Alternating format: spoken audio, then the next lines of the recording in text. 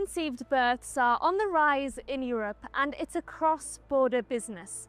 Experts say it's because people want children when they're older, without a partner, and in same-sex couples. But recent controversies surrounding so-called super donors have led some EU countries to call for common rules. We look at the medical and ethical challenges in this episode of EU Decoded. Each EU country sets a maximum number of children born from a single donor. This can range from 1 in Cyprus to 15 in Germany.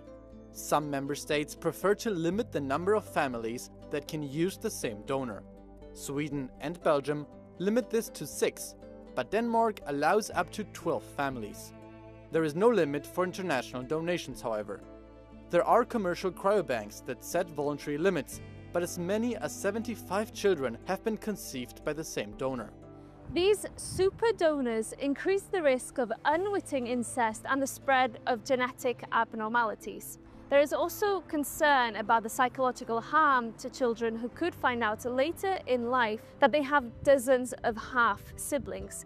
We asked Europeans if they shared these concerns. Aber es ist schon gut, wenn man weiß, wer die Person ist, ne? Weil man weiß nie, was die andere Person mitbringt, Charakterzüge und mentale Sachen, alles so. Für mich ist das dann schon so eine ethische Frage irgendwie. Was machen Menschen mit ihrem Erbgut? Eigentlich ihren Lauf lassen soll. Und von daher finde ich also persönlich, dass das ist eine Kunst der Medizin, aber es ist nichts, was ich befürworte. Credo che come tutti gli aspetti importanti vada regolamentato nel miglior modo possibile, in maniera chiara. Credo che sia una cosa che debba essere più regolamentata, insomma, e che ci sia più informazione soprattutto nelle scuole, dato che in Italia su questo praticamente non se ne parla zero. Euronews' reporter Amandine Hess is here with me now to help us delve deeper into this issue. Amandine, we've had reports recently of some very controversial cases of sperm donors, particularly in Europe. Tell us more about some of these cases. Well, a few weeks ago, it has been reported that a Danish donor who was unknowingly carrying a rare genetic mutation that increases the risk of cancer had helped conceive at least 67 children in Europe, and 10 of them have been diagnosed with cancer.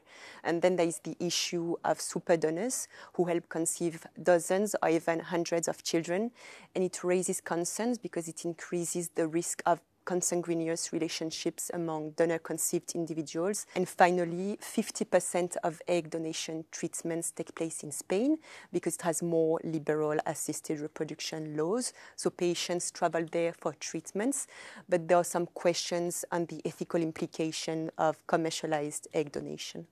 There's also the question of anonymity of these donors. Tell us what the situation is on that across the European Union, and what are some of the ethical questions that arise from this? For instance, sperm donation is anonymous in Italy, but it's not the case in the Netherlands. And in some countries, such as Austria, it's semi-anonymous, which means that sperm donation is anonymous only between the donor and the recipients.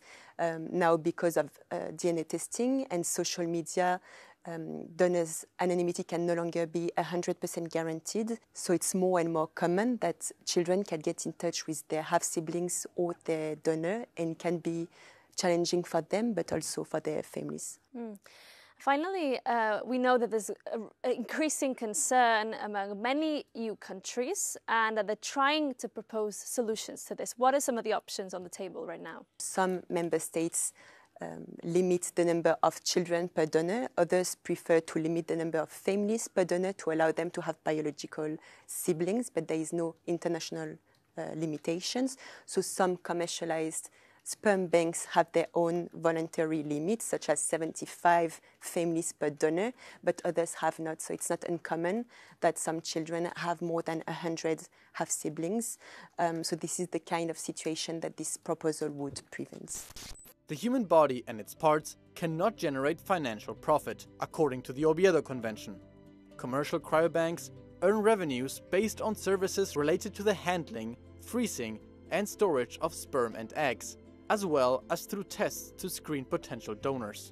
Some companies have online catalogs that disclose basic donor details, such as ethnicity, eye and hair color, height, weight, and occupation.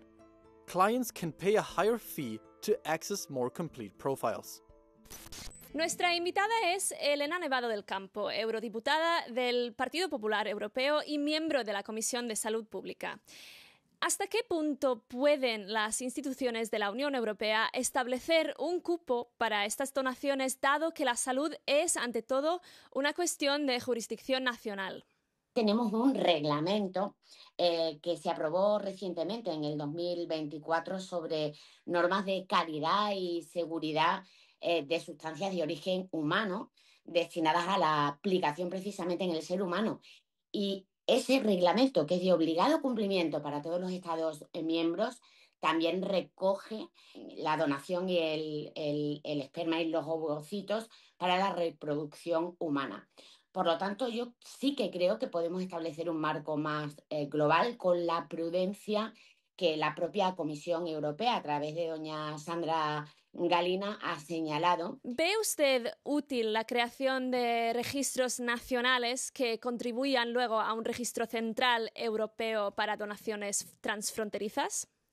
Muchas leyes a nivel nacional ya prevén el establecimiento de estos registros, pero realmente muchos no se han puesto en marcha. Iría más allá.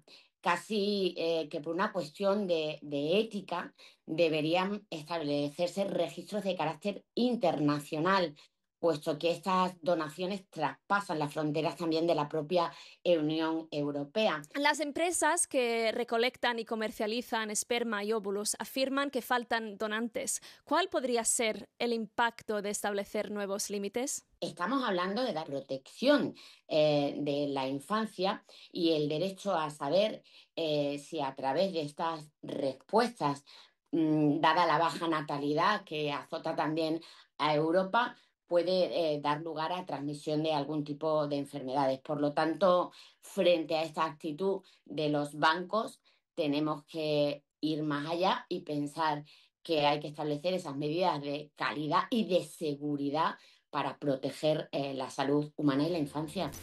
The cross-border sperm donation business will likely continue to boom, but the medical and ethical concerns mean that new rules are required and fast.